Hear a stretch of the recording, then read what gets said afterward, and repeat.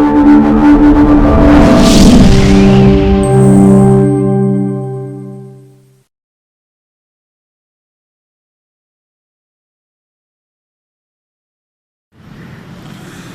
वालेकुम स्टूडेंट्स, कैसे हैं आप लोग।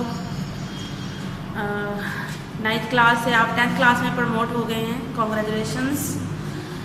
यकीनन आप लोग बहुत खुश हो रहे होंगे कि चलो हम 10th में आ गए हैं। तो हमने फिर अब आगे से जो है 10th क्लास के लेक्चर स्टार्ट किए।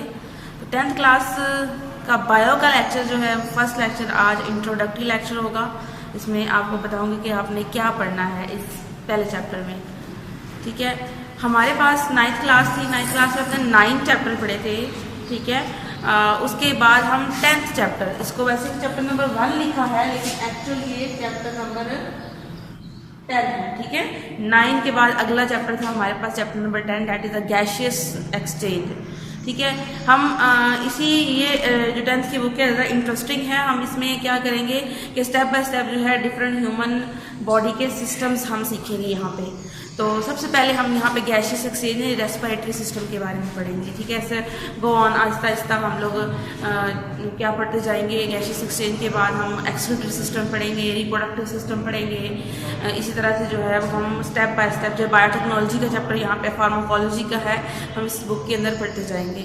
लेकिन सबसे पहले हम पढ़ेंगे गैसियस एक्सचेंज, यानी हमारे अंदर गैसों का तबादला कैसे होता है और हम रेस्पिरेशन कैसे करते हैं। हम पौधों और जानवरों दोनों को लेकर चलेंगे। फिर हम इस चैप्टर में ये भी देखेंगे कि पूरा ह्यूमन सिस्टम जो रेस्पिरेटरी सिस्टम है वो कैसे काम करता है, वहाँ पे गैसियस एक्सचेंज कैसे होता है, कौन कौन से आर्गन वहाँ मौजूद होते हैं। फिर हम ये देखेंगे कि अगर इसमें कोई प्रॉब्लम हो जाए इस रेस्पिरेटरी सिस्टम में तो क्या डिजीज़ आपको हो सकती हैं, क्या डिसऑर्डर्स हो सकते हैं। फिर हम ये भी देखेंगे, स्पेशली हमारे पास टॉपिक होगा कि स्मोकिंग करें तो हमारे स्मोकिंग करने से कौन कौन से हमारे रेस्पिरेटरी सिस्टम को अफेक्ट हो सकते हैं। ठीक है, तो ये सारी चीज़ें हम इस चैप्टर के अंदर सीखेंगे। तो सबसे पहला जो हमारे पास जो आज का लेक्चर जो है जस्ट टर्म्स को डिफाइन करना है। इसमें हम देखेंगे सबसे पहली टर्म है हमारे पास गैसियस एक्सचेंज में रेस्पिरेशन। अब बड़े वेल नाउन है रेस्पिरेशन के बारे में। पहले सिंपल सी इसकी कहानी को डिटेल कर लेते हैं कि each and every organism, her living organism respiration करता है। ठीक है, आप इस बात को अच्छे से जानते हैं, 9th क्लास के 7 चैप्टर में हमने पढ़ा था। लेकिन मैं सारा फिर से डिटेल करती हूँ आपके साथ कि रेस्पिरेशन क्यों होती है। हमारे ईच लिविंग ऑर्गेनिज्म को अपनी एक्टिविटीज़ परफॉर्म करने के लिए, अपने आप को अलाइव रखने के लिए रेस्पिरेशन करनी ज़रूरी है। इन्हें एनर्जी चाहिए होती है और एनर्जी लेने का जो प्रोसीजर है वो रेस्पिरेशन है। ठीक है, अगर रेस्पिरेशन किसी लिविंग ऑर्गेनिज्म में नहीं हो रही तो वो लिविंग ऑर्गेनिज्म ही नहीं है। आप क्या पढ़ते हैं, आप शुरू से कैरेक्टरिस्टिक्स अगर आपसे पूछा जाए कि आप बताएं कि लिविंग की चंद बेसिक जो है वो 1-2 कैरेक्टरिस्टिक बताएं, तो आप सबसे पहली कैरेक्टरिस्टिक बताएंगे यही कि लिविंग कैन रेस्पायर। ठीक है, ये रेस्पिरेशन करेंगे। जब रेस्पिरेशन करेंगे तो ही एनर्जी प्रोड्यूस होगी, चाहे वो प्लांट है, चाहे वो एनिमल है, चाहे वो माइक्रो ऑर्गेनिज्म है। कोई भी लिविंग चीज़ है तो वो रेस्पिरेशन नहीं करेगी तो वो लिविंग ही नहीं होगी। ठीक है, अब रेस्पिरेशन में क्या होता है कि हर लिविंग ऑर्गेनिज्म के पास जो है वो एक एनर्जी प्रोडक्ट होता है, mostly in the form of glucose. ठीक है, ग्लूकोज के डिफरेंट फॉर्म्स भी उसके पास हो सकती हैं। वो क्या करता है, इस ग्लूकोज को ब्रेक डाउन कर देता है, तोड़ देता है।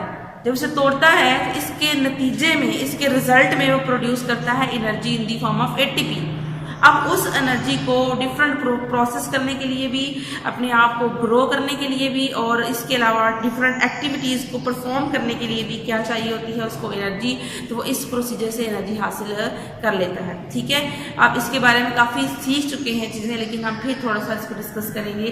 तो कैसे इसको डिफाइन करेंगे, आपको उसकी डेफिनेशन बहुत अच्छे से क्लियर होनी चाहिए कि break down of carbon hydrogen bond of glucose. अगर आप प्रीवियसली थोड़ा देखें तो हमारे पास जो ग्लूकोज होता है वो C6H12O2 होता है। ठीक है, O6 होता है।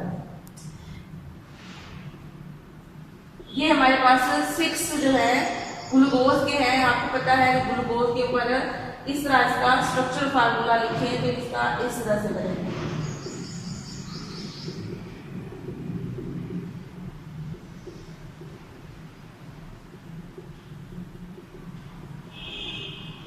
ठीक है, ये हमारे पास ग्लूकोज का, ये C6H12O6 सब सीखते आ रहे थे, तो हमारे पास ग्लूकोज का स्ट्रक्चर ड्रॉ करें इस तरह से, कार्बन हाइड्रोजन और ऑक्सीजन डिफरेंट बॉन्ड्स बनाकर ग्लूकोज का एक मॉलिक्यूल बनाते हैं।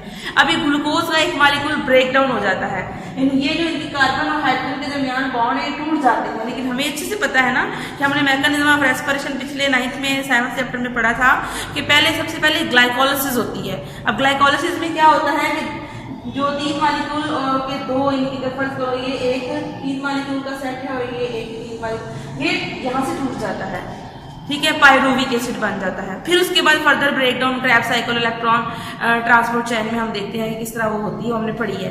तो ये जो सारे मॉलिक्यूल मुकम्मल तौर पे टूट जाएंगे ना, तो वो तब्दील हो जाएंगे हमारे पास कार्बन डाइऑक्साइड में, वाटर में और एनर्जी में। और एनर्जी हमें पता है इन दी फॉर्म ऑफ एटीपी, यानी एटीपी की फॉर्म में हमारे पास एनर्जी पैकेट्स बन जाते हैं, ठीक है। और जो बाय प्रोडक्ट के तौर पे कार्बन डाइऑक्साइड होती है हमारी बॉडी में लंग्स के थ्रू हम बॉडी से रिलीज कर देते हैं, और वाटर को जो है वो किडनी में भेज देते हैं, कुछ स्किन के जरिए लॉस कर देते हैं और इस तरह बॉडी से रिलीज कर लेते हैं, या वो कुछ बॉडी के कुछ पार्ट्स में हम वो वाटर यूज भी कर लेते हैं। अब ये जब मुकम्मल तौर पे ग्लूकोज सारे का सारा टूट कर इन चीजों में तब्दील हो जाए तो that process is known as respiration. तो कैसे तारीफ लिखेंगे कि the breakdown of carbon hydrogen bond of glucose, ठीक है, ये ग्लूकोज है C6H12O6, इसके कार्बन हाइड्रोजन बॉन्ड टूट गए हैं इन दी प्रेजेंस ऑफ ऑक्सीजन। यहाँ पर एक वर्ड लिखा है इन दी प्रेजेंस ऑफ ऑक्सीजन, कि नॉर्मल रेस्पिरेशन में अब ये नहीं भी लिखते कि इन दी प्रेजेंस ऑफ ऑक्सीजन, क्योंकि कहीं कहीं पे हमारी बॉडी के अंदर भी कुछ लिविंग ऑर्गेनिज्म में भी रेस्पिरेशन तो हो रही होती है, कुछ बैक्टीरिया में भी, लेकिन उनके अंदर ऑक्सीजन का यूज नहीं हो रहा होता, वो एनएरोबिक रेस्पिरेशन हो जाती है।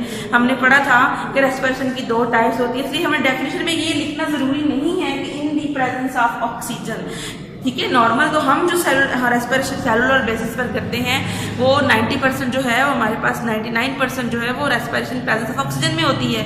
लेकिन आपको पता है स्केलेटल मसल्स में हम जो एक्स्ट्रा काम करते हैं तो हमारे स्केलेटल मसल में भी ऑक्सीजन के बगैर रेस्पिरेशन हो सकती है। तो डेफिनेशन में जनरल में अब नहीं भी लिखेंगे तो कोई बात नहीं, लिख लेंगे तो ठीक है।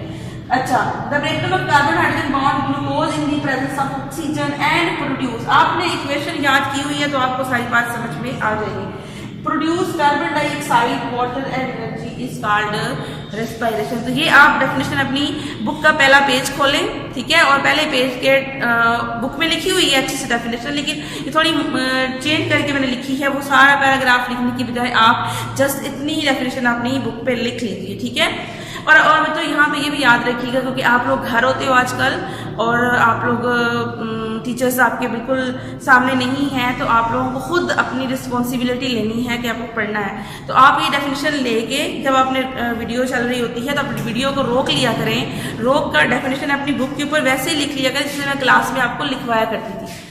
तो आप वो लिख के आप याद करें, फिर अपनी नीट नोटबुक पे लिखें, ठीक है। वो लिख के आपके नॉर्मल व्हाट्सएप ग्रुप पे भी चल रही है तो वो आप टीचर्स को चेक भी कराएं और उसके बाद जो है उसे याद भी कर लें, ठीक है। तो यहाँ पे आप ये नोट कर लें, इसको डेफिनेशन को यही वाली लिख लीजिएगा क्योंकि यही मैंने आपको लिखवानी थी। तो आपने जब लिख ली उसके बाद से याद करें, साथ जब भी आपको पेपर में भी रेस्पिरेशन की डेफिनेशन आती है वही लास्ट फोटोसिंथेसिस और रेस्पिरेशन की तरह आप इसकी इक्वेशन लिखनी नहीं भूलेंगे, ठीक है। यहाँ पे ये भी हो सकता है कि आपको एक और टर्म इस्तेमाल होती है, हम सिंपल कहते हैं गैसियस एक्सचेंज, क्योंकि चैप्टर का नाम भी गैसियस एक्सचेंज है, तो हम ये भी कह सकते हैं गैसियस एक्सचेंज क्या है। तो एक्सचेंज से आपको वैसे समझ में आ रहा है कि एक्सचेंज क्या है, तबादला है। तो कोई गैस एक गैस यानी कार्बन डाइऑक्साइड है या ऑक्सीजन है, अगर ऑक्सीजन अंदर जा रही है तो कार्बन डाइऑक्साइड बॉडी से बाहर आ रही है, और ये भी हो सकता है कि कार्बन डाइऑक्साइड अंदर जा रही हो और ऑक्सीजन बाहर आ रही हो। अब ये कब होगा? ये तब होगा जब प्लांट्स की बात करेंगे। प्लांट्स में जब फोटोसिंथेसिस होगी तो गैसियस एक्सचेंज तो वहां भी हो रहा है, तो वहां पे कार्बन डाइऑक्साइड अंदर जाएगी और ऑक्सीजन बाहर आएगी, ठीक है। लेकिन ये नहीं कि प्लांट्स रेस्पिरेशन नहीं करते, उनमें भी रेस्पिरेशन हो रही है, उनमें भी ऑक्सीजन अंदर जाएगी, कार्बन डाइऑक्साइड बाहर आएगी, लेकिन वो डे टाइम में एक और एक्स्ट्रा प्रोसेस भी करते हैं, फोटोसिंथेसिस। तो जो सिंपल गैस एक अंदर जा रही है और एक बाहर आ रही है, एक्सचेंज को तबादले को हम कहते हैं गैसियस एक्सचेंज, ठीक है। फिर हमारे पास एक टर्म है ब्रीदिंग। बच्चे से बोलते ब्रीथिंग, नॉट ब्रीदिंग, ब्रीथिंग, ठीक है, ये ब्रीदिंग होगा। अब इसको क्या करें, ब्रीदिंग क्या है? ब्रीदिंग हमारी लिविंग ऑर्गेनिज्म की, खास करके एनिमल्स में इंक्लूडिंग ह्यूमन बीइंग, हम क्या करते हैं, हमारा एक तनफ्फुस का सिस्टम है, सांस लेते हैं। रेस्पिरेशन को हम सांस लेना नहीं कह सकते, ये तो अंदर अंदर जाके प्रोसेस हो रहा है। हम जब सिंपल हर टाइम ऐसे सांस लेते रहते हैं, हर टाइम हमारे अंदर ये चल रहा होता है, तो ये ब्रीदिंग हो रही है। इसमें सिंपली हम क्या करते हैं, हमारा काम ये है कि हम ऑक्सीजन को अंदर खींचते हैं, हम कहते हैं ये हमारा प्रोसेस है ना। अब इसमें ऑक्सीजन अंदर जा रही है और कार्बन डाइऑक्साइड बाहर आ रही है, क्योंकि जो ही ऑक्सीजन अंदर जाती है तो फिर ये रेस्पिरेशन होगी ना। अगर ये नहीं ब्रीदिंग होगी तो रेस्पिरेशन कैसे हो सकती है? जब जब हम मुंह से कोई हवा हमारे बाहर निकलती है, वो कार्बन डाइऑक्साइड को रिमूव करने के लिए होती है, जो लंग्स से आ रही होती है। तो ये रिड हासिल करने के लिए, निजात, कार्बन डाइऑक्साइड का बॉडी में ज्यादा रहना जरूरी नहीं है, तो वो इसको निकालने के लिए हम क्या करते हैं कि हम कार्बन डाइऑक्साइड को रिमूव करते हैं। ऑर्गेनिज्म टेक इन ऑक्सीजन, यानी वो लिविंग ऑर्गेनिज्म या हम ऑक्सीजन को अंदर ले जा रहे हैं और कार्बन डाइऑक्साइड को रिमूव कर रहे हैं इससे बॉडी से, ताकि हम उससे निजात हासिल कर सकें एक्स्ट्रा से, क्योंकि इसका बॉडी में ज्यादा देर तक होना नुकसानदेह होता है, ठीक है। इसलिए बॉडी फौरन इसको निकाल देती है, that is known as breathing. अगर आप पेपर में सवाल आ जाता है what is difference between breathing and respiration, तो आप पहले लाइन लगाएंगे, चाहे वो आएगा शॉर्ट में, तो आप उसको लाइन लगाएंगे और लाइन लगा के अभी भी आपने ये क्वेश्चन अपनी बुक पे लिख लें कि what is difference between breathing and respiration. तो आपको दोनों डेफिनेशन मैंने लिखवा दिए, ये वहां पे बुक में भी लिखी हुई है और ये भी देख के आप लिख सकते हैं। आप क्या करें कि आप लाइन लगाएं और इधर लिखें ब्रीदिंग की डेफिनेशन, एक साइड में लिखें रेस्पिरेशन की डेफिनेशन, और फिर आप रेस्पिरेशन की इक्वेशन भी लिखें। और साथ ये जरूर लिखें कि रेस्पिरेशन है ये mechanical as well as chemical, ये मैकेनिकल प्रोसेस भी यानी एक वर्क हो रहा है बॉडी के अंदर, जिसमें रिब्स वगैरह भी इन्वॉल्व है, लेकिन साथ साथ हमारे अंदर रिएक्शन हो रहा है। वो रिएक्शन मैंने आपको यहाँ बताया है। लेकिन ब्रीदिंग जस्ट एक एक्सचेंज है, फिजिकल प्रोसेस है, एक चीज अंदर आ रही है, एक चीज बाहर जा रही है, तो ये हमारे पास क्या है, ब्रीदिंग है। तो ये हमारे पास इंट्रोडक्टरी लेक्चर था, जो हमने फर्स्ट चैप्टर के फर्स्ट पेज के ऊपर चंद टर्म्स थी वो डिटेल उनकी देखी। तो इससे आगे हम देखेंगे कि प्लांट्स और एनिमल्स में डिफरेंट तरह से गैसेस एक्सचेंज कैसे होता है, वो हम नेक्स्ट लेक्चर में जो है वो सीखेंगे। इसको अच्छे से लिख कर याद कर लें आप।